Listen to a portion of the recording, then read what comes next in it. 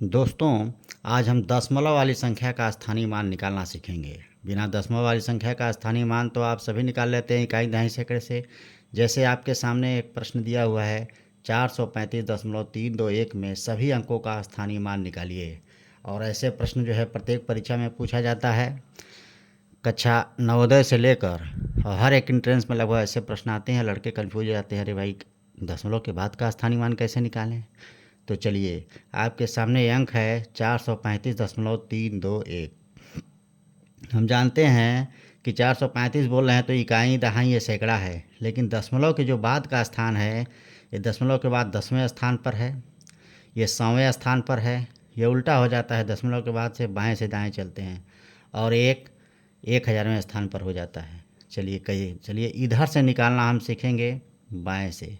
सबसे पहले हम इसका स्थानीय मान निकालने आते हैं एक का।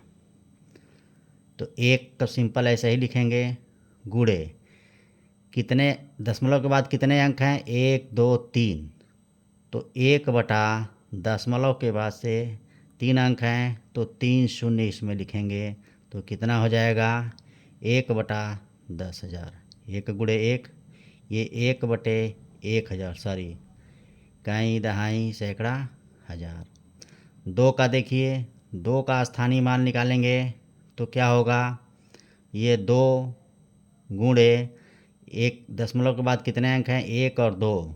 तो 1/1 के बाद 2 शून्य लिखेंगे, यानी ये 100वें स्थान पर है। तो इसका स्थानीय मान हो जाएगा 2/100।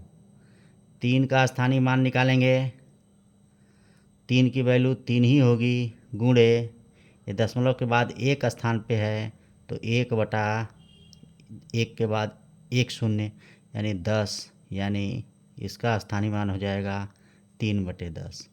अब ये चूँकि 5 इकाई वाले स्थान पर है तो ये सिंपल 5 गुणे 1, इसका स्थानीय मान 5 आएगा। 3 का स्थानीय मान निकालना है, हम जानते हैं इधर से गिनेंगे तो इकाई दहाई है, यानी 3 गुणे 10, इसका स्थानीय मान 30 होगा। उसी तरह 4 का स्थानीय मान निकालेंगे तो हम जानते हैं इकाई दहाई सैकड़ा ये 100वें स्थान पर है। तो 4 गुणे 100 यानी इसका स्थानीय मान 400 होगा। तो ऐसे इसका तो हम लोग जानते थे, सिंपल है कि दशमलव के बाद का स्थानीय मान। फिर से एक बार ध्यान दे लीजिए, ये जो है इधर से इकाई दहाई सैकड़ा गिनेंगे, दशमलव के बाद जितने अंक रहेंगे उतना 1 के बाद शून्य लिखेंगे तो 1 गुणे 1000 हो जाएगा।